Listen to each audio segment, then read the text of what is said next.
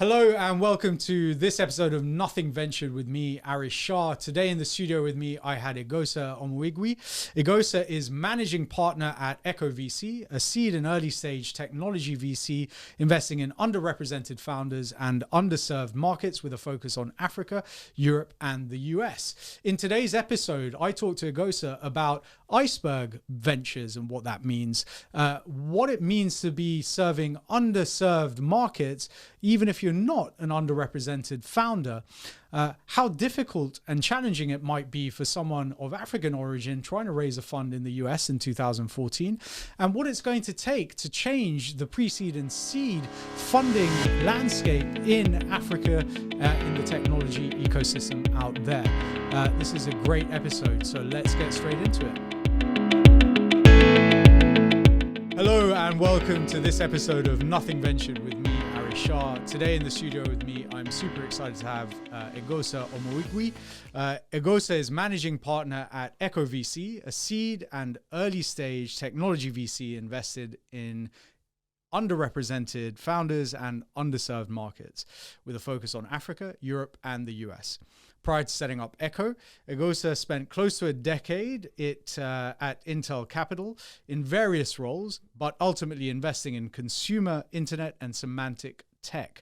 Eghosa splits his time between Lagos, London, and New York. Eghosa, welcome to the studio. It's great to have you with me here today. Thank you very much. I'm glad to be here.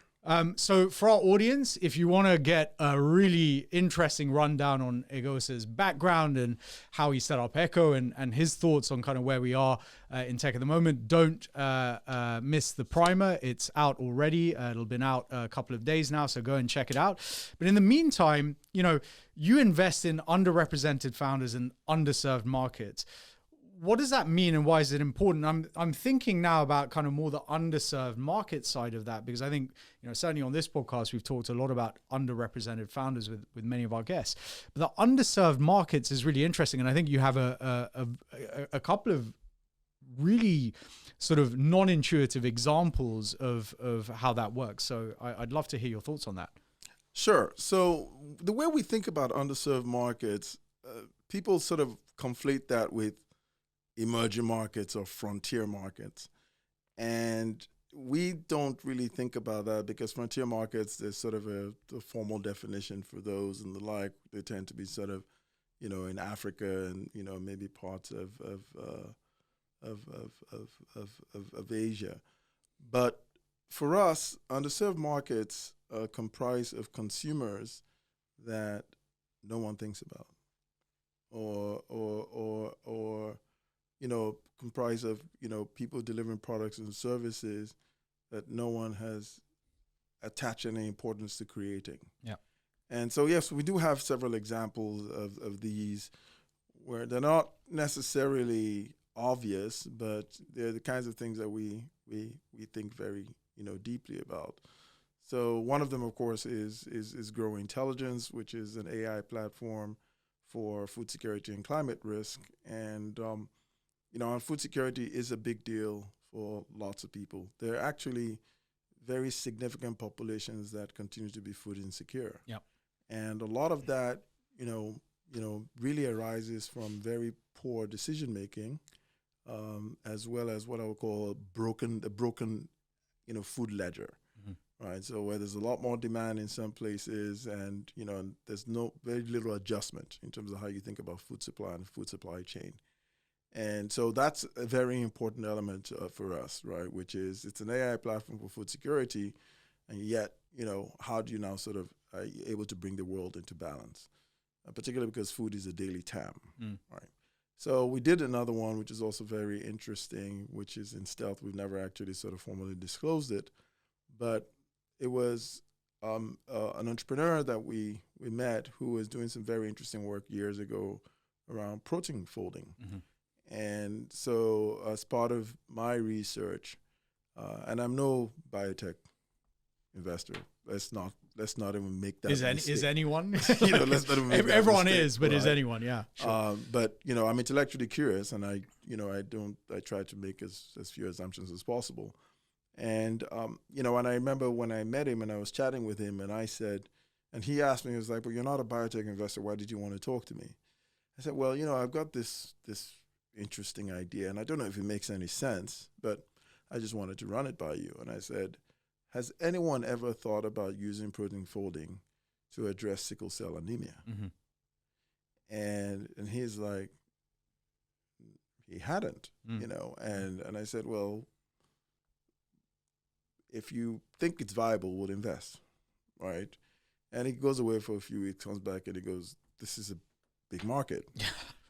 And I said, yes, I told you that. Which most people don't think about. Right? Yeah. I said, it's like a billion people, right? That, have either directly or indirectly exposure to sickle cell anemia and its relatives. And so, we did that, right? So it's just another example of a market that sits below the surface, right? So we call them iceberg markets, right? So they're always very significant markets, but people undersize them, right? The same thing, we did another one. Well, I mean, like in that example though, because again, we talk about underrepresented founders and underserved markets. In that case, the founder was, objectively not underrepresented, right? No, he's not. Yeah. Right. So he was not, but he showed enough interest to chase after something that we considered important. Exactly. Right. Yeah. And he was positioned for that. Yeah.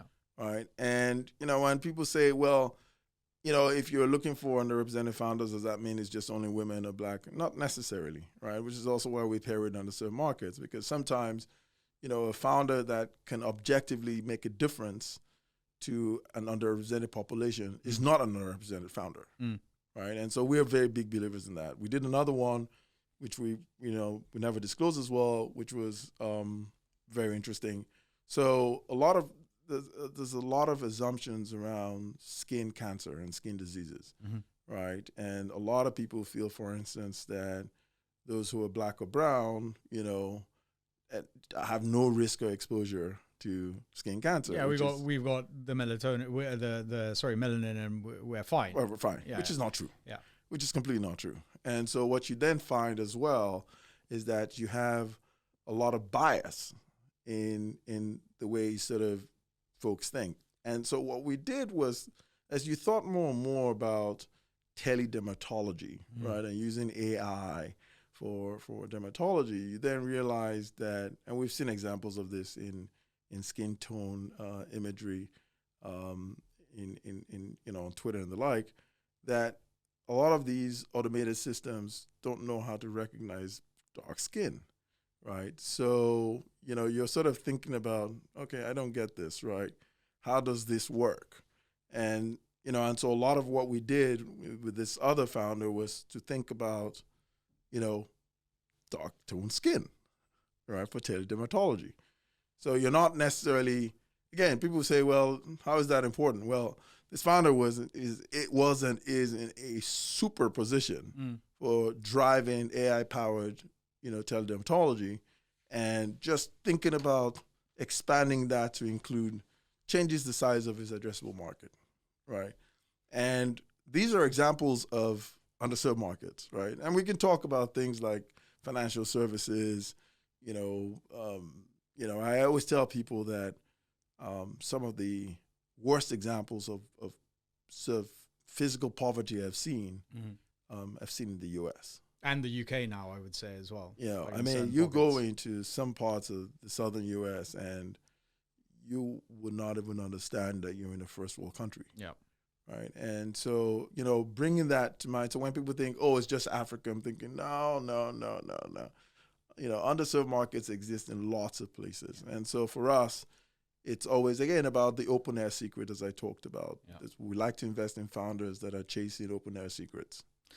For me, it's super interesting because, this whole sort of thought process around underrepresented founders, is one that, as I said, as a theme on this podcast, we've had lots of people talk about, whether it's investing in female founders, whether it's investing in in people from minority ethnic backgrounds. But essentially, if it doesn't matter who you invest in, if they are solving a problem for that market. So I think about, we had recently on the podcast, we had David Fogel, who was one of the first investors in, and then ultimately the COO of WeFarm, right? Which was founded again by essentially a middle-class white dude. But was serving markets in, East Africa, pairing with farmers in South America, right? If you are creating the ability to change the outcomes for those underserved markets, that I would expect would essentially then lead to, over time, more underrepresented founders having the base from which they can then launch something, right? Because if you start from the premise that a lot of the underrepresented founders don't have the background, the family, the capital base, the network, or whatever to go out and build, if you can actually and it's abstracting away quite a fair amount. How do you get from a farm in Kenya to someone launching the next M-Pesa or whatever? Right. But presumably there is a causal link there, right? Because if you are able to ameliorate the life of the majority, then a significant minority of that majority will then go out and start building transformational tech, right? So it's interesting that you bring up WeFarm. We looked at that deal a few times. We passed every time. Got it. And one of the key gating items for us was that we didn't believe that the company had enough of a high resolution understanding of the market they were trying to serve. Got it. They didn't have the deep understanding of. I mean, it is an innate understanding, right? It's not just it's a lived understanding, I guess, right? It really is.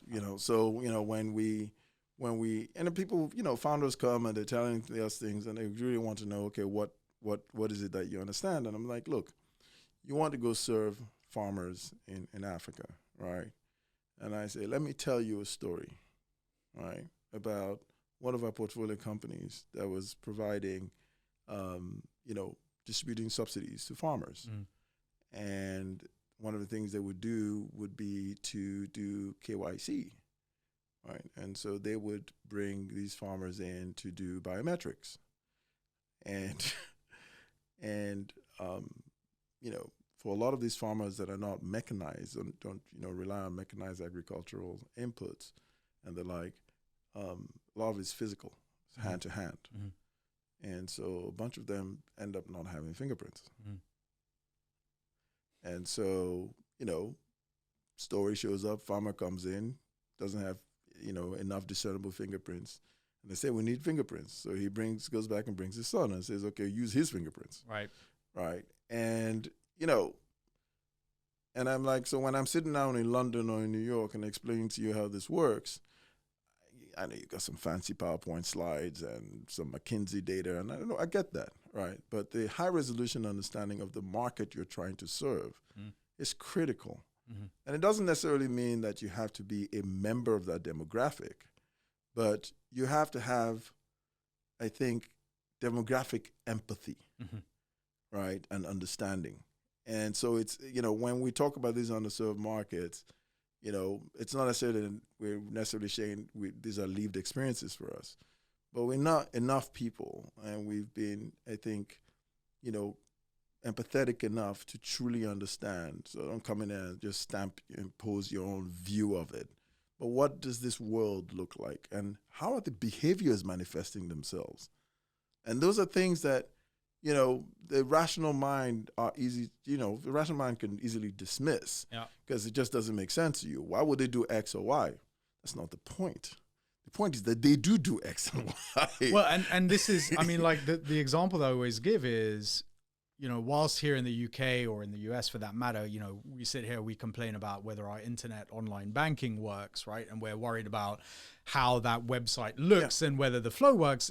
On the other hand, in Africa, you have people literally sending money via SMS, right? Like, but you would need to understand why, right, that was required at that point in time in that market. And the reason is very simple. You know, people don't have or didn't have smartphones. I think, you know, there's 50% penetration now, but, you know, back in those days, probably 10%, 12% or whatever. But people did have, you know, the Nokias and you know, the SMS technology, right? But yeah, I guess it's that question of how well do you understand that market? And there are some markets, you know, I know, having lived in Papua New Guinea, for example, if you've never lived there, there is no way you will understand like what a cocoa grower in the highlands goes through, right? To get their product to market and how that works. And there's a construct we built internally for investing in these underserved markets, sort of a requirement for how we, you know, the things we push founders to think through. And this one is we call it the ZCL, for zero cognitive load. And so it's critical to build products and services that are zero cognitive load, right? And an example of zero cognitive load product is certainly WhatsApp. But the prior example was M-Pesa, right? Yeah. And I like to say, you know, what is the most interesting feature of M-Pesa that allows it to be like water? It'll flow anywhere, right? And people are like, oh, because it's mobile. No. Because you don't need to know how to read or write English. Yeah. It doesn't make any assumptions. But even the trader on the side of the road knows how to count 0 to 9. Yep. That is the bottom line, right? Because at the end of the day, they understand the concept of money. Yep. Right? So when you're using, you know, not alphanumerals, but just numerals to sort of transmit, receive money, that is a zero cognitive load product. And I tell folks, it's not fancy, but it gets the job done. You know, and when you now start thinking of M-Pesa instead of what was it? It was 60, 70% of the Kenya GDP. You're thinking, wow, for a, in quotes, zero cognitive load product, it was doing okay. Yeah. Had no fancy bells, whistles, didn't require it. You know what? The problem now is, of course, I can't get it unless I have a Kenyan mobile number, which was the thing when I was there, like recently, I was like, oh, that kind of sucks. Yeah. Like, but there's KYC and there's AML and they're all these strictures, right? Sure. But it's, the same example, a similar example, is Cash App. Yep. Right, in the US, right? Genius product. Yeah. Or even WeChat in China. I Yeah, guess, zero cognitive load. Yeah. Right, and and what I think people always miss with these underserved markets, is again this iceberg philosophy, just how large they are. Right, you look at Block's latest quarter and what Cash App is doing in one quarter, you're thinking, and Cash App is really a middle of America phenomenon. Yep. Right. I mean, the coast or whatever it is, they're snooty, they use Zelle, they this, and all that good stuff. But Cash App is a middle of America phenomenon. And it is a giant of a business, right? But again, it's really thinking about these markets. And, you think about it and say, if Cash App woke up today and said, oh, let's go raise money, right? I don't know which VCs will give them money. Really? Because it's a market where they'll be like, it's not sexy. No. And they're like, do these people have any money? Yeah. But they do. Yeah. And in fact, they have money and they're more conscious about how much money they have and where they're spending it and how they're spending it, right? So they are locked in. They don't have the ability to kind of shop around. Right? So when you're bringing these products to market, what you're also doing is serving markets and customers that have zero to limited optionality. Yeah. Right. And that's when you talk about churn, you don't see a lot of churn in these markets because they don't have very much optionality to begin with. Yeah. All right. But these products also become such an embedded part of their life that there's just no way that they become habits. Yeah. Habits. Yeah, absolutely. Right. And so So that's how we think about these things. Yeah, I mean, that's super interesting. I'm sure, again, we could talk about that for another hour as well. But look, when you started raising EchoVC, and we talked again a little bit about this on the primer, but you were a black GP trying to raise money. I still am, by the way. You are, yeah. I think I double checked when you came in. You still got the right card. You're carrying the credentials, but you're trying to raise money for a crazy strategy that, like a random strategy, right? That no one had ever heard of, right? You wanted to invest in these weird places in underserved markets, and you know, people hadn't thought about it or even heard about it, I guess, because we're going back to 2014, right? Like, people weren't thinking about this stuff. But what were the specific challenges you think you faced as a person of color trying to raise a fund, and as a person of African origin, right? Like a Nigerian of Nigerian origin, trying to raise capital, and how did you overcome them, right? Because I assume, like, especially in the US, again, you are that many parts removed, right? You're not an African American. You are an African in America, right? With a weird hybrid accent. Yeah. So I don't want to raise that, right. but yeah. But I think you know, when I look back now, you know, where did I find sort of coefficient of drag, right? Where did I find headwinds? One was the strategy didn't match the allocation structure of LPs. So as an LP kindly told me, you want to do Africa and Asia, LPs don't even set up like that. They might have the rest of the world, Asia, Americas, Europe. Yeah. Right, but they never have any sort of communication between those groups. So that's a problem. The second is that, you know, they don't necessarily see a track record in these markets, right? So yes, you've done some stuff in in India, and you've done well and all that good stuff, but there's no specific track record in those markets, which I think was a fair pushback on that. And then I think the third was that, you know, I had come close at Intel Capital with big wins, but I was contrarian. And I was right, but I didn't have capital at risk. And that was the biggest loss, right? Because, you know, even when we're fighting for the first Facebook investment and I was begging, you know, I was like, okay, fine, we can't do 260 because the CEO was being weird. The Intel CEO was being weird about it. I still remember walking up and down the corridor trying to beg my boss, okay, can we just do 75, right? And it's kind of interesting because even the 75, right, you know, Facebook got to $1 trillion. You know, you come in at 75, even at 10 billion, you know, it's a real number, right? But, you know, we never got close enough, right? You know, even LinkedIn, when I wanted to do 85 to 125, you know, that was, you know, we came close again, but didn't get it done. Yep. You know, that would have returned 20 plus X. Yeah. Right. And so, you know, there were these giant returns. So why I wasn't, you know, I had a few good things out there, the big returns I didn't have them. So I could talk about them, but, you know, I could never rely on them. Right. So I think out there being, you know, people talk about, well, you can, you know, be contrarian, but a lot of the allocated money is really not designed to take those risks, right? And so, you know, I always described the fundraising part as pouring diesel into an F1 engine, and so, you know, and that's why, you know, we kept plugging away.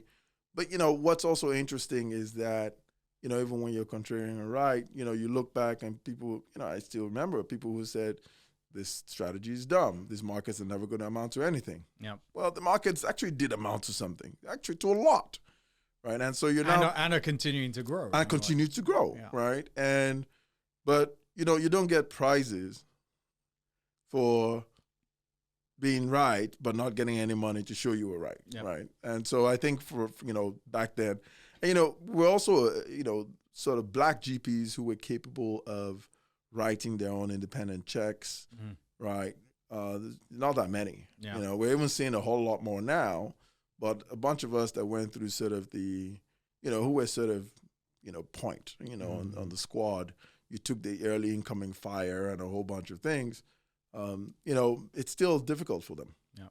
Till today, even with all the experience, it's still difficult for them.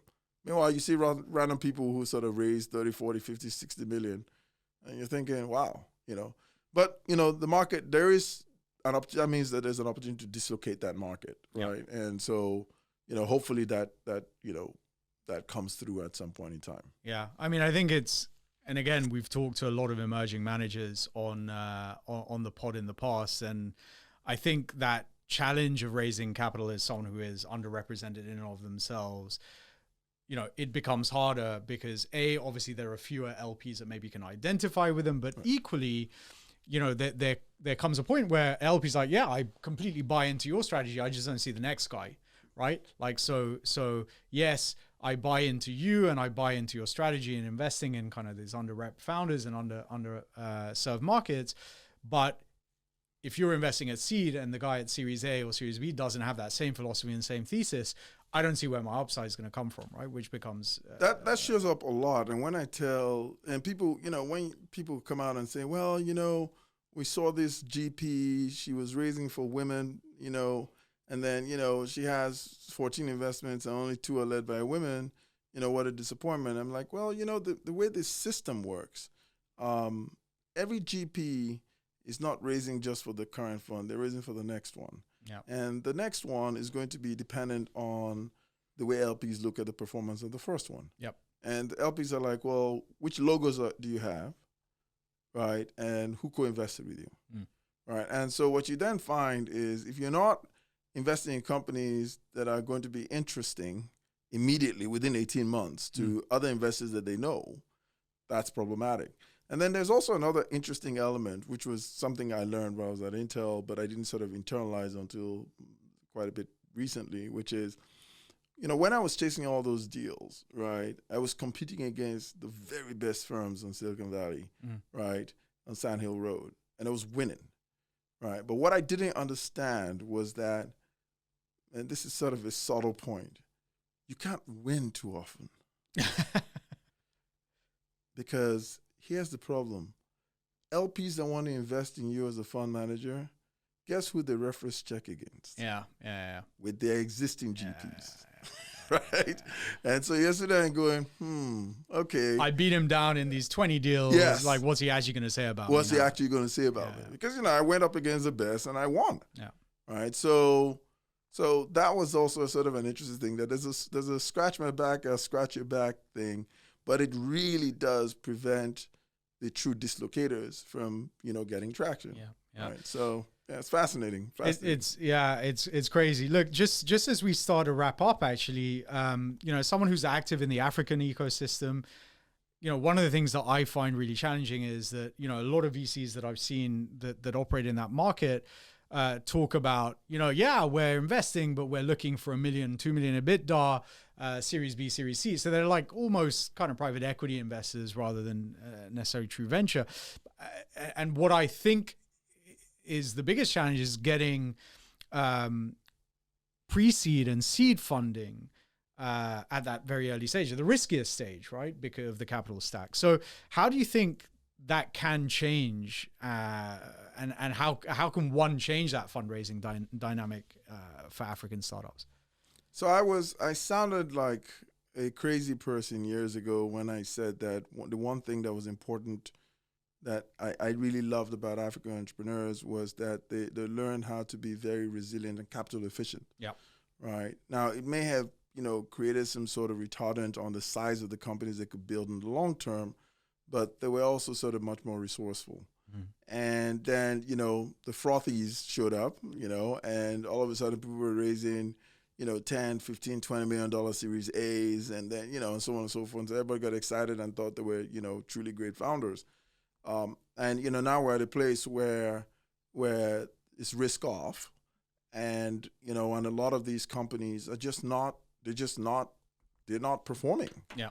Right. Because everybody brought the copy and paste, investing model into it.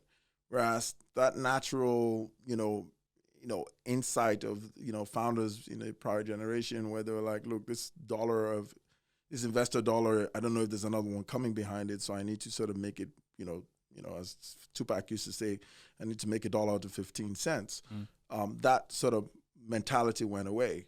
And so, I had this conversation yesterday, and I was like, look, founders just, certainly in Africa, have to think very differently about investing, right? Been saying this for a while, which is, if you get into Y Combinator, that's great. I'm happy for you, right? You can then get the Y Combinator tailwind to help you raise. It doesn't guarantee anything after that, but at least you'll be able to raise, low 7 figures.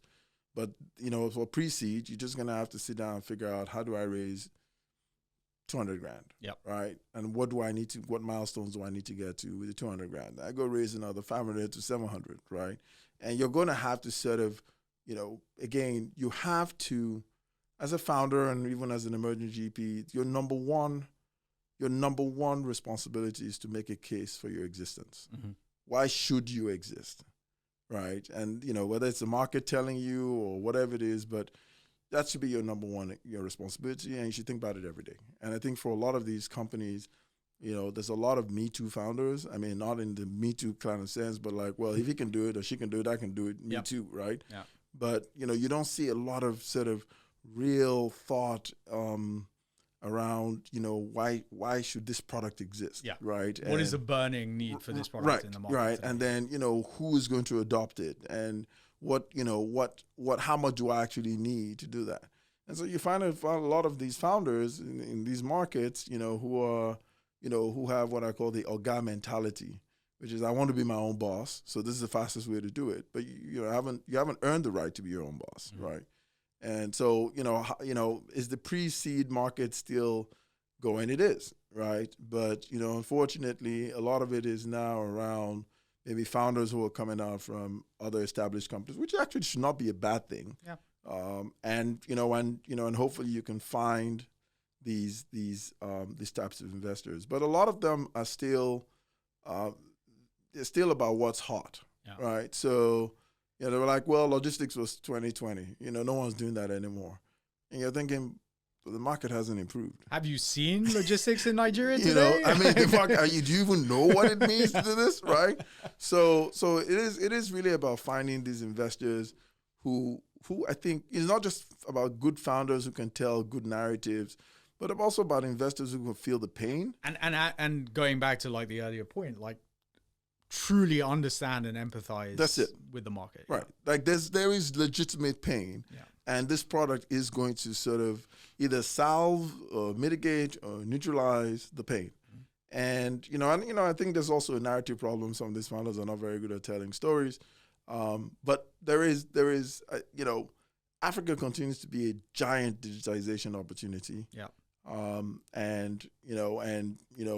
But I think trying to bring the US model of funding and so on and so forth, I think a lot of it has just encouraged and fomented bad behavior. Sure. Right. So a lot of sort of, what I call low integrity and zero integrity behavior. And so I think for, part of that is, our responsibility as investors is to clean that up. Yeah. Because, I don't think we can go forward unless, all that stuff gets resolved for us. I mean, a huge amount to digest there, Eghosa. I think we could have recorded another 2 podcasts, which we may well have to do if you're keen. But it's been amazing having you here with me today. For our audience, where's the best place for them to find you? You're on LinkedIn, you're on Twitter. Where's the best place for them to get in touch? Well, our website is, EchoVC.com, EchoVC.com. And I'm on Twitter. I'm a little bit active on Twitter. Just a little. Eghosa O, so EGHOSAO on Twitter. And then, of course, we're at EchoVC on Twitter as well. But, we're very, very accessible. I mean, I think one excellent point is, we've never been big believers in the whole construct of warm introductions. Yeah, sure. So some of our best performing portfolios came in through our website. Amazing. So, we're very accessible.